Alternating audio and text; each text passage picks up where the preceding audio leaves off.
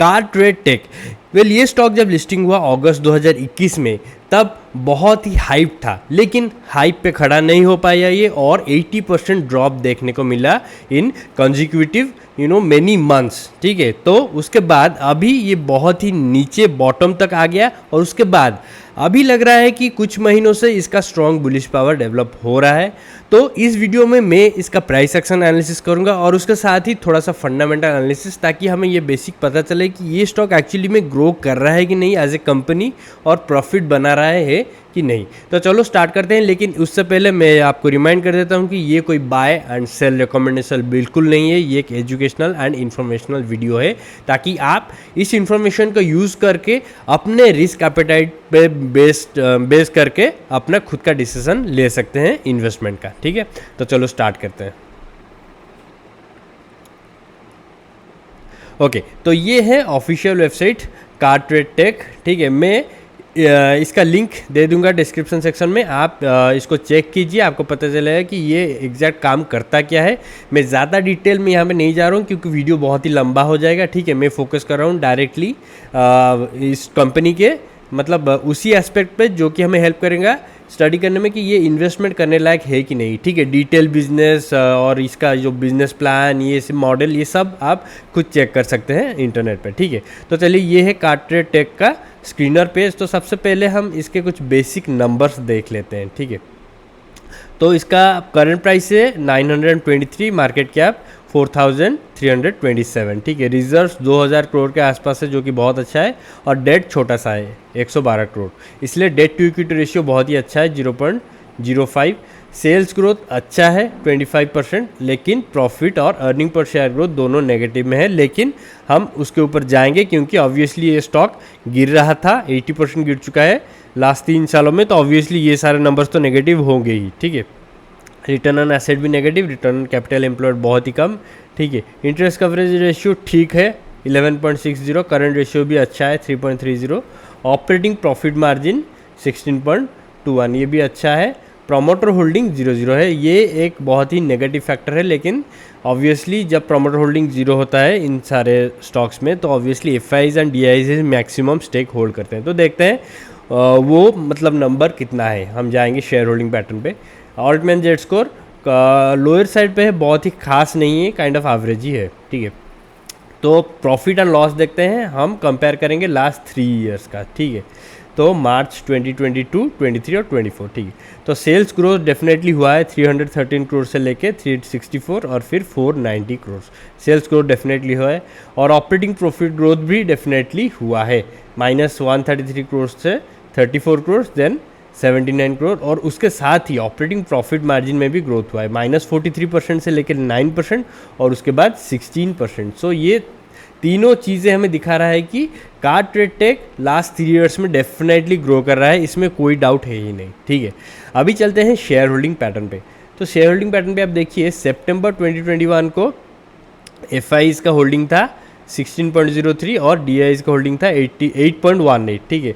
और सबसे ज़्यादा होल्डिंग था पब्लिक का 75.79, लेकिन अभी अगर आप देखें तो ये सिनेरियो पूरा चेंज हो चुका है, ठीक है। तो एफआईज का होल्डिंग ऑलमोस्ट 70% है, डीआईज का होल्डिंग ऑलमोस्ट 5% है, और पब्लिक का होल्डिंग 25.33% है। सो तो डेफिनेटली स्मार्ट मनी ने देखिए यहाँ पे अपना स्टेक बहुत ज़्यादा बढ़ा है, 21.49 से लेके 72.47, मतलब ऑलमोस्ट 50%, मोर देन 50% दिसंबर 2022 क्वार्टर में इन्होंने बढ़ाया, तो कि जो कि बहुत ही अच्छी बात है, ठीक है। तो मतलब एफआईज ऑब्वियसली आलतू फालतू कंपनी में इन्वेस्ट नहीं करते, डेफिनेटली इनको भरोसा है कि ये कंपनी ऊपर जाएगा और इनको प्रॉफिट बना के देगा, तो डेफिनेटली हमें ये मतलब ये फैक्टर कंसिडर करना ही चाहिए। तो ये हो गया फंडामेंटल्स। तो फंडामेंटल्स मैं बोलूँगा कि लास्ट 2-3 ईयर्स में डेफिनेटली इंप्रूव हुआ है।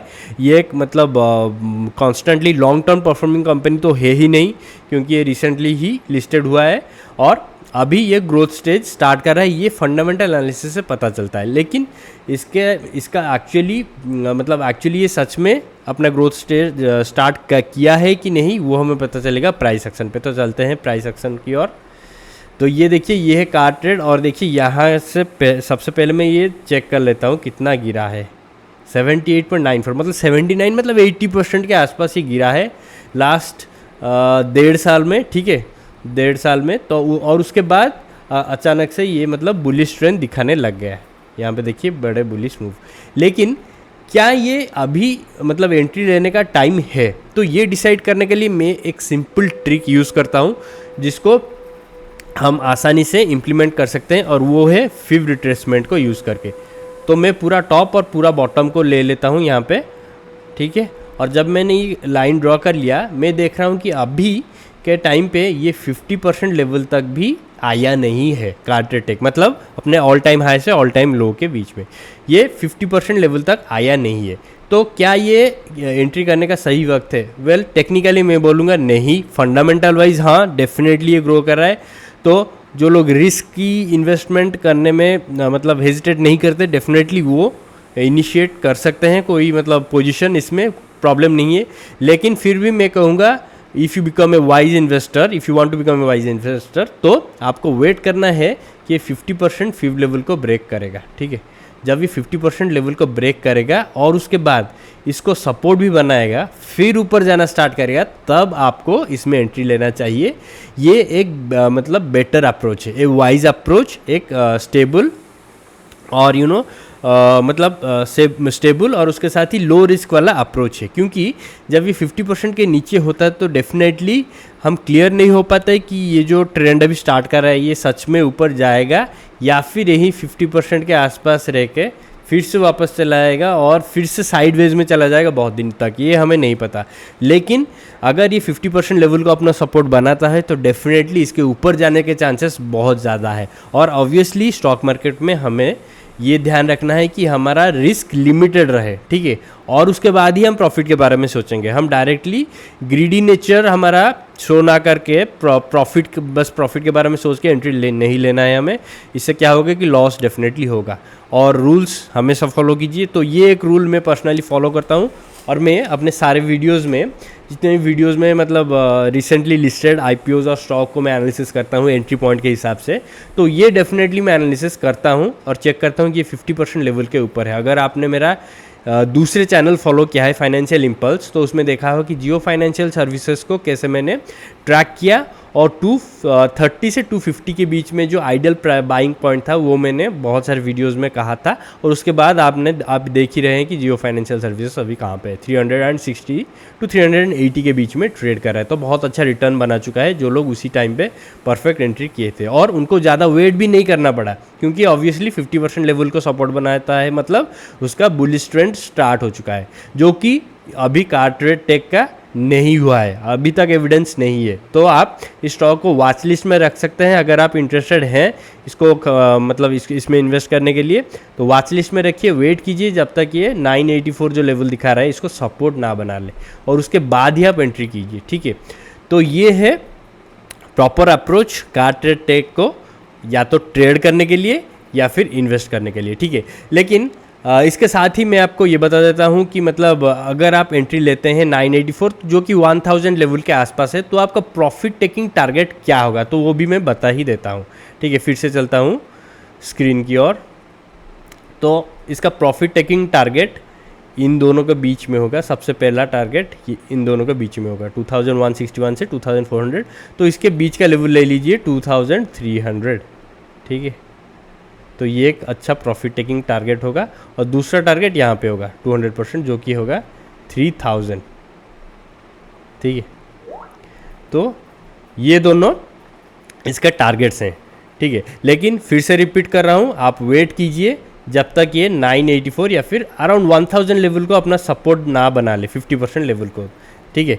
प्राइस एक्शन ऐसा कुछ ऐसा दिखना चाहिए, ठीक है। 50% लेवल को यहाँ पे बना के ये ऊपर जब जाना शुरू करेगा तो आप 1150 ये जो लेवल है इसके नीचे और 984 इसके ऊपर, इसी बीच में अगर आप कोई एंट्री लेते हैं इसी प्राइस पे तो वो एक परफेक्ट एंट्री रहेगा। और टारगेट्स तो मैंने बता ही दिया है, ठीक है। लेकिन फिर से रिपीट कर रहा हूँ कि ये कोई इन्वेस्टमेंट एडवाइस वाला वीडियो है ही नहीं, ठीक है। अपने रिस्क एपेटाइट पे ही ट्रेड और इन्वेस्ट कीजिए, ये बस एजुकेशनल वीडियो है।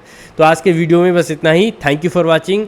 अगर ये वीडियो वैल्यूएबल लगा हो तो वीडियो को लाइक कीजिए और फाइनेंशियल अफेयर्स को सब्सक्राइब कीजिए और मेरे दूसरे चैनल फाइनेंशियल इम्पल्स को भी चेक जरूर कीजिए, लिंक आपको मिल जाएगा डिस्क्रिप्शन सेक्शन में। Thank you for watching, bye, take care.